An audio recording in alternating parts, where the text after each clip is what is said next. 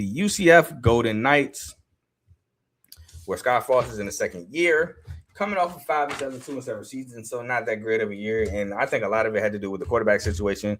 Was not a fan of the QB situation of Cam Fancher and Taven Jackson at UCF. Has it gotten the situation got better? Yes, I do think Alonzo Barnett is better than both quarterbacks, and this that was their last year. Cam Fancher, what's the word I'm looking for? Unfortunately, transferred to MSU, but I do think Alonzo Barnett, who I think will start, is the better quarterback. They also have Keon Jenkins from FIU. I don't know if I think Keon Jenkins is better than both of them, honestly, to be honest. But who I think will start, and Alonzo Barnett, to me, is clearly better than both of them. But they returned 10 starters, 4 on offense, 1 on lineman, and 6 on defense. They returned a lot of the receiver talent in Dwayne Thomas Jr., 53 catches, 528 yards. Dylan Wade, a tight end with 43 catches, 523 yards, and 5 touchdowns. And Wade Charles, receiver with 20 catches, 290 yards. They returned Lewis Carter, a linebacker, 92 total tackles, 53 solos, 2 sacks, a pass breakup, and 2 forced fumbles. Damari Henderson, defensive back who had 61 total tackles, 42 solos, a sack, pass breakup, and interception. Antoine Jackson, a defensive back who had 39 total tackles, 27 solos, 5 pass breakups, and a fumble recovery. Braden Marshall, a defensive back who had 22 total tackles, 20 solos, a pass breakup, and 2 picks. R.J. Jackson Jr., a defensive tackle who had 29 total tackles, 13 solos, 1.5 sacks, and 2 pass breakups. Jaden Bellamy, a defensive back who had 27 total tackles, 20 solos, 8 pass breakups, and a pick. Now they lost Taven Jackson, quarterback who transferred to North Texas, who went 203 for 10, 63.5% completion percentage, 2,151 yards, 10 touchdowns, and 8 picks. They lost Miles Montgomery, running back on the Pats, who had 143 carries, 705 yards, 4.9 carry, and 4 touchdowns. Cole Kozlowski, a linebacker, who may be lost because now with this whole new rule in effect, which I don't even know if it's really in effect, I don't really know. I'm still trying to figure out what it means because I know it's saying that fifth-year guys can come back, but they can't transfer, and some people want to transfer, like Thomas Castellanos. So now he's trying to sue to be allowed to transfer. It's a lot going on. So that's why I put he's lost for the moment, but he may be coming back. Because I saw a report that he was at UCF practice. So there's a report he might be coming back.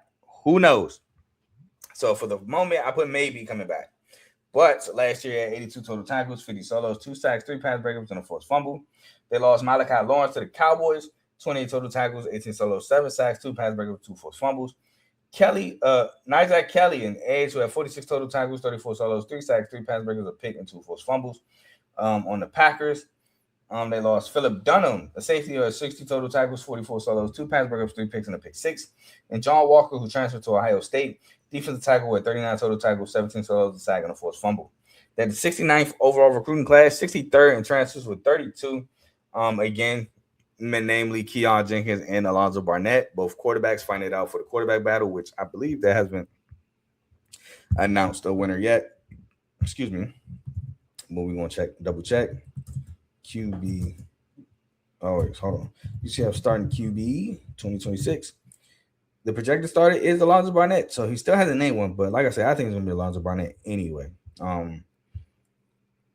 That's just me. But we'll start with Keon Jenkins. Keon Jenkins, 164, 263, 62.4% completion percentage, 1,742 yards, 9 touchdowns to 6 picks. We also had 132 rushing yards and 5 rushing touchdowns on the ground to add, transfer from FIU. Alonzo Barnett, 216 to 370, 58.4% completion percentage, 2,806 yards, 23 touchdowns to 8 picks, but he also had 589 yards and 15 rushing touchdowns to transfer from JMU. Also put Duke Watson, running back from Louisville, who had 49 carries, 158 yards, 3.2 a carry, and a touchdown, but his numbers in 2024 were better. Dean Miller, edge from Kansas, 29 total tackles, 14 solos, and a sack. And Jonathan Slim Jim Bibbs, receiver from University of Louisiana Monroe, who I believe actually started the season midway through the season because of an injury, but still finished with 26 catches, 383 yards, and 3 touchdowns on the year. And I want to say the Arkansas State game, he went crazy in. I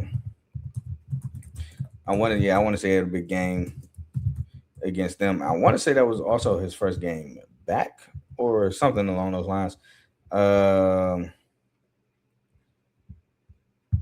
dang. They also stopped a 16-year skid against Arkansas State in that win. Did not know that. I don't even remember them saying that at the time, to be completely honest.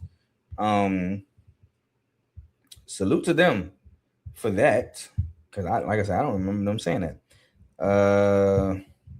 But for whatever reason, I can't see his individual stats. So let me do this real quick.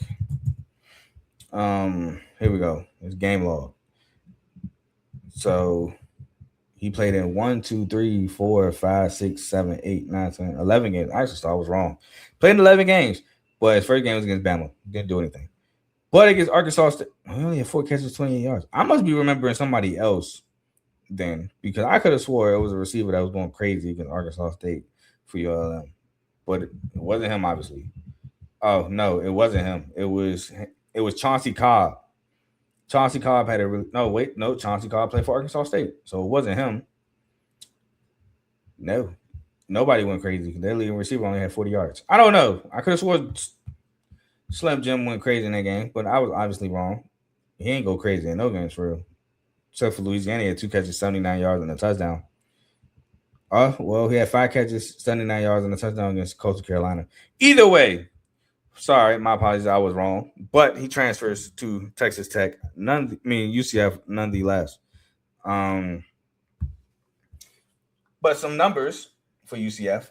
They were 74th in total offense, 37th in total defense, 88th in scoring offense, 56th in scoring defense, 74th in passing, 22nd in pass defense, 67th in rushing, 72nd in rush defense, 115th in third down percentage on offense, 48th in third down percentage on defense, tied 67th in red zone offense, tied 103rd in red zone defense.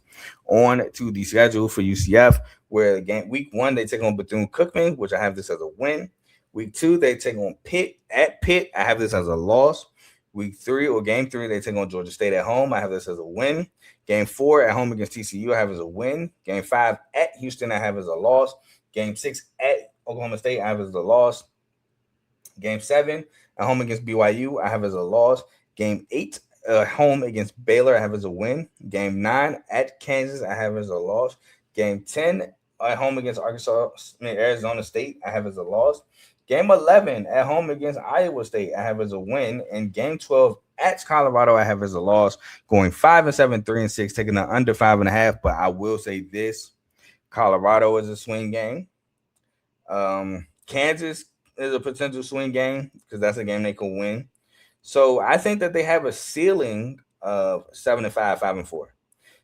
Even I think they could beat Arizona State, but I'm not gonna necessarily say that. But I think they have a ceiling of 7-5, 5-4, and making a bowl game and taking it over 5.5. So be weary of that under 5.5 because they beat Colorado.